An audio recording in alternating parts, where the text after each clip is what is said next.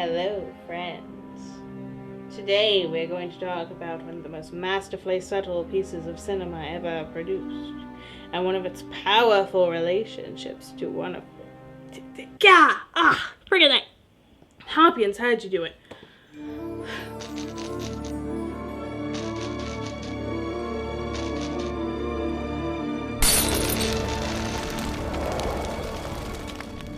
Hi y'all, I'm T-Bell and I'm your Philosofan. Today, we are going to talk the fantastic protagonist of Silence of the Lambs, and I don't mean Dr. Hannibal Lecter. He gets enough adulation as it is. No, our subject is the almost FBI agent, Clarice Starling. Clarice is introduced to us running a challenge course alone. She is not shown in competition with anyone else, but she isn't taking it at a leisurely pace either. Our first big impression of Cadet Starling is that she is capable, skilled, and motivated, completely competent and ready for her future role as an FBI agent. We as the audience get that right away. However, that dynamic changes the moment she gets around other people, particularly other men. Yes, this is another feminism episode. Now call me a repetitious harpy if you must, but the gender politics in this film are fascinating. Let me show you what I mean. Once Clarice returns to the academy, she gets onto an elevator, one filled nearly to the brim with men.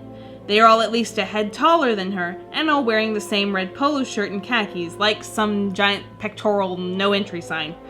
She stands in stark contrast to the rest of them, looking smaller, younger, and more uncertain in comparison, and they even seem to be glaring at her. It's clear she is not as welcome here as her male counterparts. This makes perfect sense. The FBI was, and largely still is, a boys' club. In 1991, that was only beginning to change. And many of the old guard remained in local law enforcement and in teaching positions. And as much as they were trying to adapt, they still felt a little cramped, making room for someone like Clarice. And this dynamic is reinforced throughout the entire film. Most every man who speaks to Clarice is incredibly dismissive of her, only giving her a begrudging courtesy. Jack Crawford respects her, but in a cold, distant sense that belies how he doesn't truly see her as mature or understand her hardships. I remember you from my seminar at UVA. You grilled me pretty hard, as I recall, on the Bureau of Civil Rights record in the Hoover years. I gave you an A. A-, sir. This changes massively over the course of the film, but it still has to be spelled out to him how his actions affect her. When I told that sheriff we shouldn't talk in front of a woman, that really burned you, didn't it? It was just smoke, Starling. I had to get rid of him. Matters, Mr. Crawford. Cops look at you to see how to act. Matters. Point taken. As much as Crawford genuinely respects Clarice, he's not exactly pleasant to her. He's the typical hard-arse boss/professor who wants the most out of his underlings more than he wants them to feel good about it. And if anything, that just spurs on Clarice's desire to be an agent.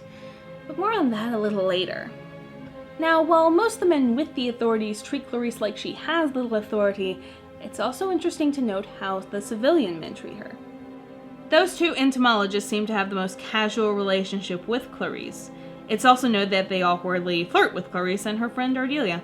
One asks out Clarice while she's trying to get some work done. Doesn't seem to mind, but doesn't exactly take it seriously. Maybe. We don't know. She's an independent woman, can do what she likes. Moving on! Dr. Chilton starts off flirting with her to an uncomfortable degree upon first meeting.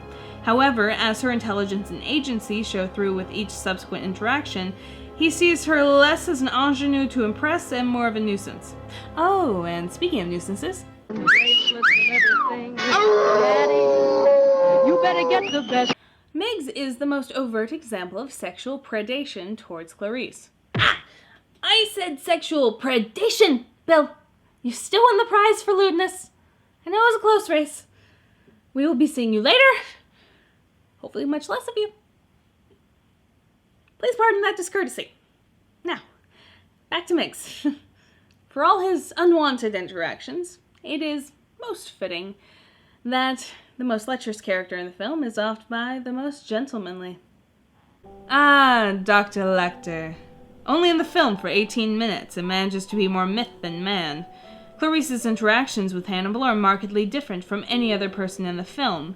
He treats her with an almost old-world chivalry. Ever courteous, never human, Dr. Lecter gives Clarice deference not only as a lady, but as someone of intelligence and depth. Even though theirs are the conversations most steeped in power plays, he is the one that most treats her as an equal. He is the most insistent on quid pro quo, and thus Clarice is open and vulnerable with him as a result. That nod towards equity makes Hannibal's relationship to her, and thus his relationship to the audience, the most lasting one of the film, despite how little he was actually present. The greatest thing about all these gender dynamics is that they weren't made to make this big point or stand on a soapbox. Sexism is an immutable part of Clarice's life. It is inherent and negative and not there to be political. It's there to further the story. Every time we're shown a man being dismissive or pervy to Clarice, the camera lingers just a bit longer on her reaction. We see how it irritates her and how she has to cover up that irritation for the sake of doing her job. Whining about injustice isn't going to save lives, so she swallows her annoyance and strives forward. She is determined to succeed even when the accumulated bigotry also impedes the case. All this background frustration fuels her motivation to prove herself as a profiler and agent above and beyond the call of duty. She is not satisfied with a good job and a pat on the head from Crawford. She has to prove to herself that she can do everything the men around her expect to do by themselves. And her doubts are bolstered by all the little microaggressions she's experienced along the way. And all that pent-up frustration and indignation, not to mention childhood trauma, proved to be an asset rather than a hindrance during her confrontation with Buffalo Bill. You know, outdated and erroneous theories about gender dysphoria and transsexualism aside, Bill doesn't really care about women so much as he wants to be one. See? I told you we'd get there. We are treated to Bill's surreal fantasies of being a woman, while at the same time watching Clarice's harsh reality of being a woman, and it's hard not to compare the two, given the juxtaposition. And we pity Bill just a weensy bit more for his delusion. Bill is more than anything resentful of women having what he can't, but Clarice isn't just resentful about what she can't have, she is fed up. She's scared out of her gourd, but also madder than hell and deals with it efficiently. She unloads all 6 rounds into Bill's chest at point-blank range and then reloads. We, the audience, identify with Clarice palpably at that moment, not just as a conqueror of fear, but as someone finally proving herself after so many doubted her. We knew Clarice could do it at the beginning, and through her forging by tempered hands and rough, she followed through magnificently. Now see, my dear fan cubs, no one got decapitated or called a sexist pig.